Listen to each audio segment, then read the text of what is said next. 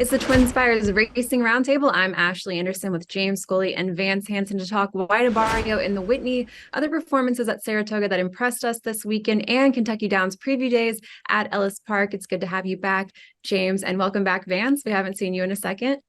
Yeah, I was on vacation for a little bit, but now I'm back and glad to be with you guys. Awesome. Well, let's jump right into the Whitney at Saratoga, where Cody's Wish suffered his first defeat since March of 2022. It was the 10-1 White Barrio who came through and won by 6.25 lengths over second place finisher Zandon, who was another 3+ lengths ahead of Cody's Wish at the finish line. With the win, White Barrio has earned a berth in the Breeders' Cup Classic. Do you think he is a viable threat in this race? Let's start with Vance. Well, the Whitney kind of unfolded the way a lot of Whitneys have unfolded over the last decade, and that's playing towards horses that were running first or second early in the race. White Barrio got the right trip for the Whitney, and he just blew the competition out of the water in what was easily his best performance of his career. However, I'm going to take a suspect view because he benefited from the trend of the Whitney, where the Whitney was favoring front runners over the last decade. I'm going to take a bit of a jaundiced view of White Barrio going forward to the Breeders' Cup Classic. He's not really proven over a 1.25 miles. He's actually blown hot and cold throughout his career, going 1.5 miles or further. So that's one concern I have. Obviously, shipping out west, running over a Santa Anita strip, he's not has never tried before. That's another issue. And also, two Whitney winners in the last decade have gone on to win the Breeders' Cup Classic. That was Gunrunner and Nick Sko. Both of them had preps, another prep leading up to the Breeders' Cup, and it sounded like trainer Rick Dutrow was going to train White Barrio up to the Classic, last I heard. So a lot of concerns I have for White Barrio going forward, despite his impressive Whitney victory over the weekend. How about you, James?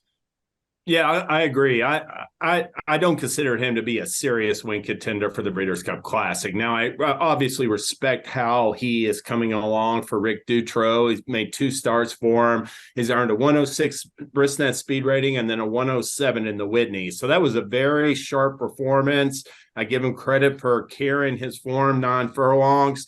But that was his 6th win. 3 of his first 5 wins came in a one-turn distance. He was able to get a 1.125 in the Florida Derby. But like Vance said, that's as far as he wants to go in my mind. And if he's running against better, once Cody's Wish faltered or came up short on the far turn, he's not beating the cream of the crop in the older horse division. I think he needs a feel like that to even get 9 furlongs. And I don't like the strategy of training up to the race if you're going to the Classic. I think he should train up to the dirt mile. He'd be a serious win contender, but he's not going to beat these 3-year-olds or top older horses in the Breeders' Cup Classic this fall, Ashley.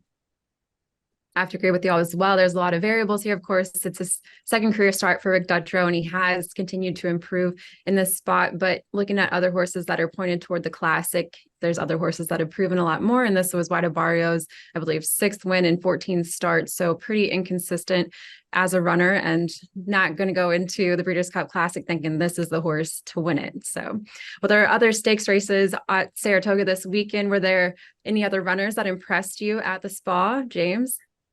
Well, I'll mention a maiden special weight winner earlier on the program. Just Steele broke his maiden for D. Wayne Lucas. Beat a really hot, well-regarded firster that was the big favorite for Pletcher. That horse, I think BU is going to be a very nice colt moving forward as well. But I want to give Just Steele the kudos. Well, Justify's been absolutely on fire. Kelly Riley wrote a pedigree notebook today in the twinSpires Edge. A lot of good data in there on just the terrific last 6 months for Justify coming on as the second-year sire. Just Steele needed racing experience. He wasn't some precocious, 2-year-old star. He made his 3rd start. He showed good speed, prompted and pace, and he showed a lot of courage turning back the runner-up. I think he's going to be better at longer distances and with more maturity. He's the second back-to-back winner on a Saturday at Saratoga for D. Wayne Lucas. He had Seize the Gray last week, another colt by Airgate that looks like he'll be better at longer distances. And I just think it's pretty exciting that D. Wayne Lucas, who's tied for 3rd with 4 Kentucky Derby wins, has two colts right now that look like they're going to be prospects if they stay healthy and everything goes to plan with Seize the Gray and Just Steele. Lucas hasn't had a Derby starter since 2018. He's only had 2 runners in like the last decade, hasn't hit the board since 2002. But I think his career really got rejuvenated when Secret Oath won the 2022 Kentucky Oaks. And he had a graded winner last summer at Saratoga in a grade 3 stake. And it's really looks like he's coming on strong with the 2-year-olds now, and is going to have some bullets to fire at Kentucky Derby 150 this fall, Vance. Or next spring, Vance. Sorry. Well, I'm going to touch lightly on the elephant in the room. Of course, we had a tragic edition of the Test Stakes over the weekend at Saratoga. And one observation I have about it is basically just touching on the implications of the race itself from a championships perspective, and that's pretty mischievous. It was her 4th graded win, although it was a hollow victory in the Test Stakes. It was her 4th graded win of the year, her 3rd grade 1 win of the season, and she undoubtedly has a huge advantage in the race for champion 3-year-old filly honors, with just maybe 1 or 2 races left for her this season and for her competition. I guess you could point to fellow Godolphin color bearer Wet Paint as her primary opposition. Wet Paint coming off of a narrow victory in the Coaching Club American Oaks, but those two have met already, and Pretty Mischievous proved superior in the Kentucky Oaks. So I think the sand is just about out for any other 3-year-old filly to take the championship away from Pretty Mischievous. So that was my observation following what was a very sad day at Saratoga. How about you, Ashley? What did you see this weekend? I wanted to touch on a 2-year-old filly, Bright Work, who earned her 3rd career win and first graded stakes victory. She claimed the grade 3 Adirondack, won by 5 lengths as the 5-1 choice, and significantly improved from a Brisnet speed rating perspective. She broke her maiden at Keeneland, got an 85 Brisnet speed figure, then came back, won the debutante stakes at Ellis with an 88. And then this last race came in and won with a 101 Brisnet speed figure for John Ortiz. She's going to likely resurface in the Spinaway Stakes and face Becky's Joker, who was also in the Adirondack field, but finished 7th of 8th. So kind of came back down to earth after winning as a long shot in the Schuylerville.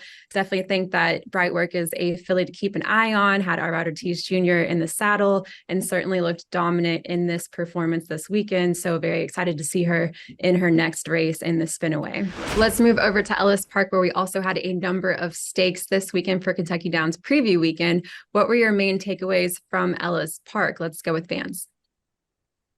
Well, I think the 2 most meaningful preview days preps that I witnessed were the 2 turf sprints, and that's just because the 2 winners at Ellis Park have positive form past previous form at Kentucky Downs. So I think those 2 horses perform very well in their preps for the Kentucky Downs features next month, and because they have that positive experience on that undulating and tricky course down south, I think they stand a very good chance of winning the main features next month. Those 2 horses would be One Timer, who won the Franklin Simpson Stakes at Kentucky Downs very impressively last fall, and now he won well in the Kentucky Downs Turf Sprint Prep on Saturday, or Sunday rather. And then on Saturday, Baystorm, the filly, had a rail skimming ride in the prep for the Mint Ladies Sprint Stakes and won by a nose on Saturday. And last year she competed in the Mint Ladies Sprint and missed by a nose to the world-class Campanelli. So I think One Timer and Baystorm are the 2 horses to be watching for coming out of Ellis Park this weekend. How about you, James? I'll mention 2 winners. New Year's Eve, I'm going to mention how after a 4th in the mile just a game, the grade 1 just a game at Belmont Park, she made her 2nd start on the cutback to mile distance, a winning one in that ladies turf mile, closing really well, I thought, to win going away by about a length.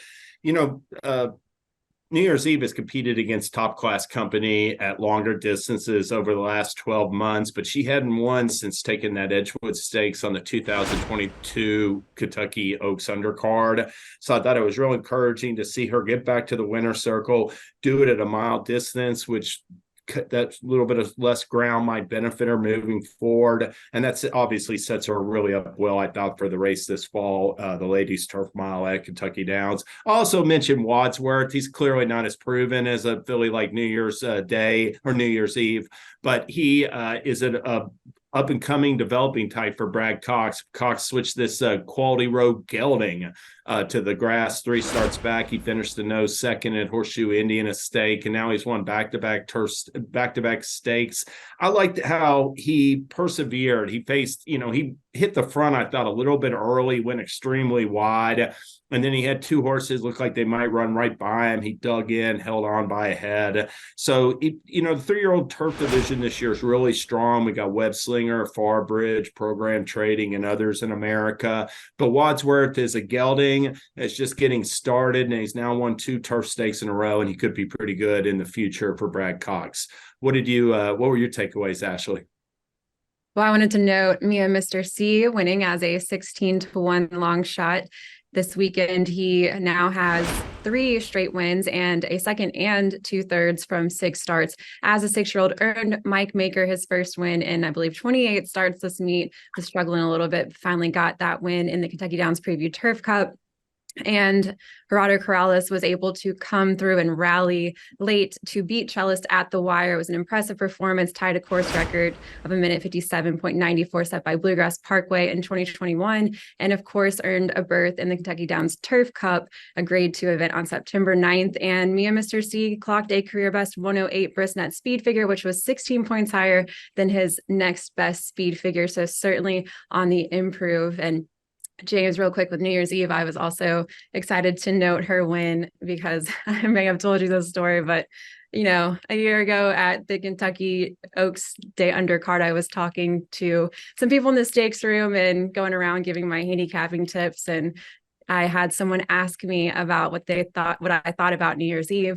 Didn't realize it was her owner, and I was saying, I don't know about her brisnet speed figure.